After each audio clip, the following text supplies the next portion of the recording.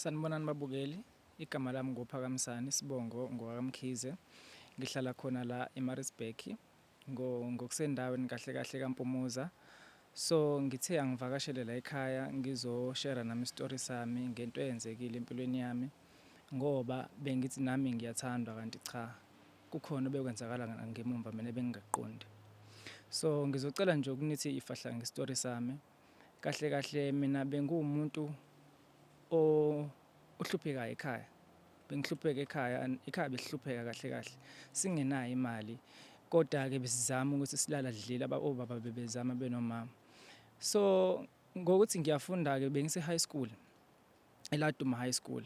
Abaningi bayayazi. ILaduma High School, so mangifunda khona ngumuntu othe ukuhlakahlakanipha, uyabo. So kukhona ukuthi nami vele nginakho ukuthi ngibe nentombi but at the same time ngumuntu ohlakaniphile eklasini, uyabo. Ngihlangane nale ntombazane-ke engicela ukungayibalula igama layo.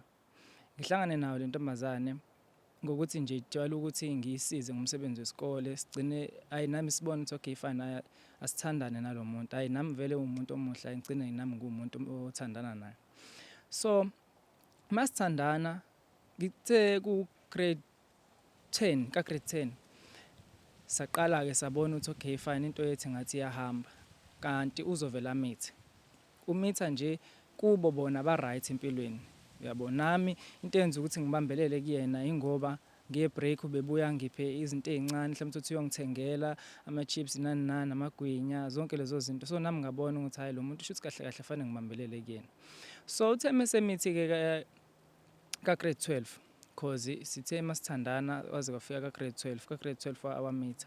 A-grade 12 beku-April emitha lo muntu. So kwafika isikhathi la kubonakala khona ukuthi okay kufanele bayeze bezobika ekhaya kuze kuzokwazeka ukuthi kwenzakala kanjani.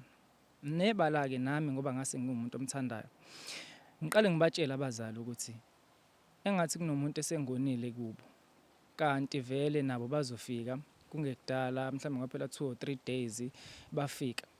So into yethu ya-right ngaleyo ndlela. Kubo angithi bona ba-rich, ubaba wakhe unamatekisi. So umuntu nje osabekayo endaweni. Njengoba ngisho ukuthi ngicela ungalibalula igama lakhe ngoba angifisi ukugcina ngingena enkingeni. So masiqhubeka-ke nalo muntu sithandana, amithe ka-grade 12. Mayemitha ka-grade 12 beze ekhaya bazosho okay kulungile-ke. Nami mase ekhaya ubaba athi kungcono ukuthi kube ukuthi siyovela kuze ngeke ukuthi sihlaze igama lasekhaya emphakathini kanye negama lakubo emphakathini. Nebala-ke bese vele sesiqedile u-grade 12. Nami ngumuntu osezamile ukubamba kwamatohwanyana. Siqhubeke-ke lapho sizame sihlanganise bangihlangabeze endleleni obaba bese siyakwazi ukuthi siye kulomuzi.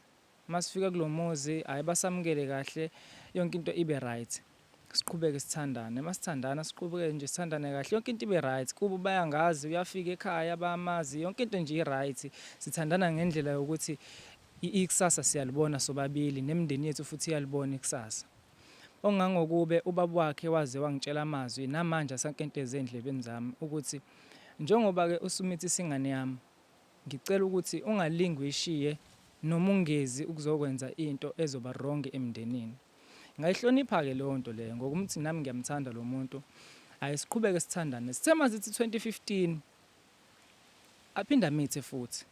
Ngijabule ukuthi hayi cha kushuthi umndeni wasekhaya uyanda-ke mani. Nasekhaya bajabule, yonke into ibe right, nakubo kujatshulwe, yonke into nje ibe right. Siqhubeke-ke sithandane but kuthe mazithi 2018 ngaqala ngabona izinto zami sengazuthi ngathi izinto zami azihambe kahle. Iy'ngane ziyakhula ngaleso sikhathi. Izinto mazingangihambeli kahle senginokuthi mangifika nasemajiteni, yabo senginesidina nje sengiyabona ukuthi ngathi khona into engahambi kahle kumina, yabo. Because ngaze ngagwazwa la.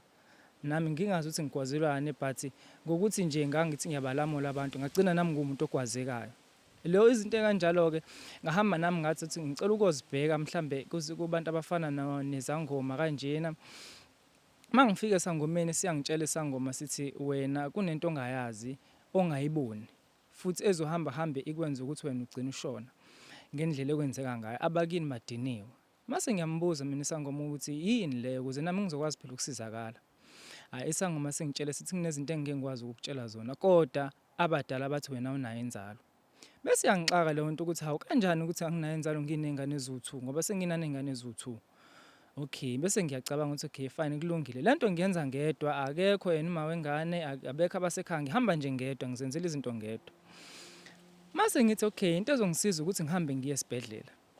Ngiyothola udokotela ozokwazi ukuthi angi-check ukuthi ngaphakathi kumina kwenzakalani, inzalo nginayo noma anginayo yini kahle kahle, because manje sengiyabona ukuthi angazi ukuthi usangoma sithi mina anginayo inzalo kodwa mina nginazo iy'ngane eziwu-2. Ngihambe-ke ngiye kudokotela. Uma ngifika kudokotela, udokotela efika athathe amagazi yonke into ibe right. Ngilinde-ke isikhathi-ke leso kufanele ngisilinde. Hhayi ngilinde. Masibuya ama-results, udokotela angitshela ukuthi asebuyile ama-results ami, ngicela ngize ngizobheka. Udokotela ngimtshelanga ukuthi nginengane. Uma ngifika ama-results athi mina anginayo inzalo. Yabo ngiqale lapho nami kungazuthi ikhanda liyaduma noma umzimba uyashwaqa, ngingazi ukuthi kahle kahle kanti kwenzakalani la, uyabo. Le nto yonke ngisayizwa ngingedwa, angazi ukuthi kwenzakalani kahle kahle. So mase ngiyambuza udokotela ukuthi dokotela ungayisho kanjani leyo nto cause mina nginey'ngane eziwu-2 njengamanje.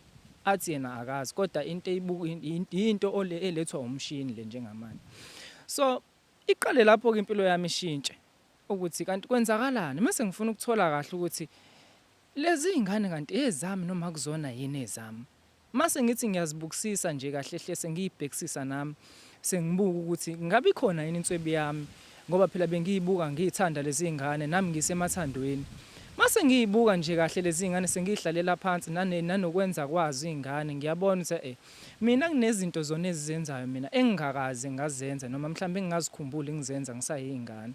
Nanenswebi yami mase ngiyibukisisa kahle, kunezinto engibonayo ukuthi cha akuyona inswebi yami le. Yaqala lapho-ke impilo yami ukushintsha. Yaqala lapho impilo yami ukushintsha ngendlela yokuthi ngase ngingasazi ukuthi ngizokwenza njani because nangu lo muntu ukhona la eduze kwami, nazi iy'ngane zikhona la eduze kwami. At the same time futhi ngiyazi ukuthi ubaba wakhe amazwi awasha kumina ayethini. Leyo nto yangilimaza kakhulu ongangokuthi ngazini nasemsebenzini kwathiwa ake ngizame ukuthi ngithole indlela yokuthi mhlambe ngithathe i-leave ngoba ngiyabonakala ukuthi ngisho ngisemsebenzini angifocus emsebenzini, ngibe umuntu one-stress nani. Ngagcina ngempela ngibona ukuthi akuyona impilo engingayiphila le. Ngazama ukuthi ngithi ngiyawutshela ubaba bangangikholwa baba.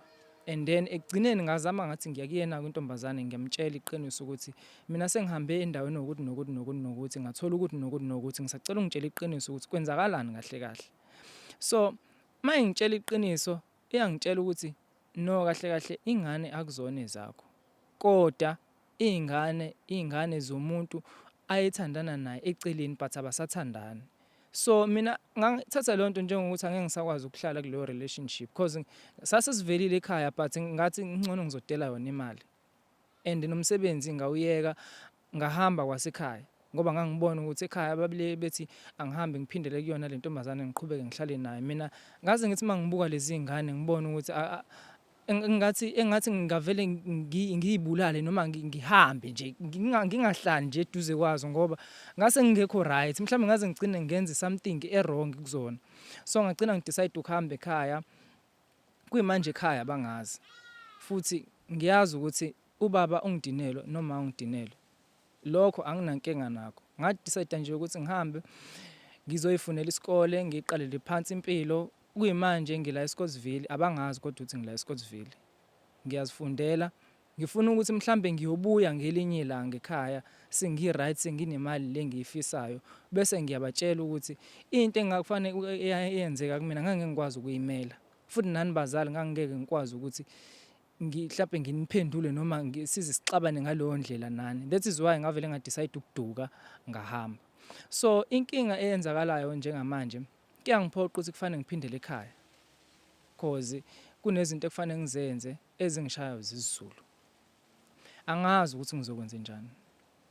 Ingakho sengithe ngicela ukuthi ngize kulabafowethu bese ngiyabuza kubona mhlawumbe ukuthi bangangisiza kanjani entweni ekanje. Base basho ukuthi hayi mfethu sisacela ukuthi utshele nabanye abantu mhlawumbe nabo bangakwazi ukuthi bakunike isisombululo sokuthi wena njengamanje ngingaphindela ekhaya ufike ubachazele, kodwa inkinga futhi ekhaya ngizothi mangifika ngibachazela bafike futhi bathi angiphindele kuyona le ntombazane uma kuwukuthi abakangixolile, ngoba bona babethi angiye kule ntombazane ngesimo sokuthi kwabona bayasaba ulo baba lo, ngoba unamatekisi futhi uyaziwa ukuthi akayena ubaba uthatha isikhathi ukukhipha isibhamu.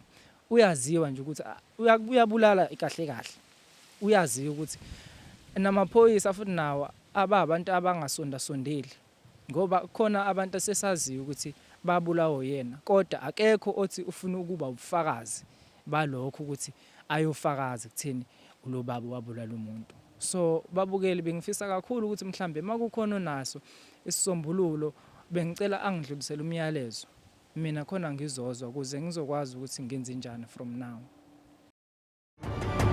Is der Black Life TV?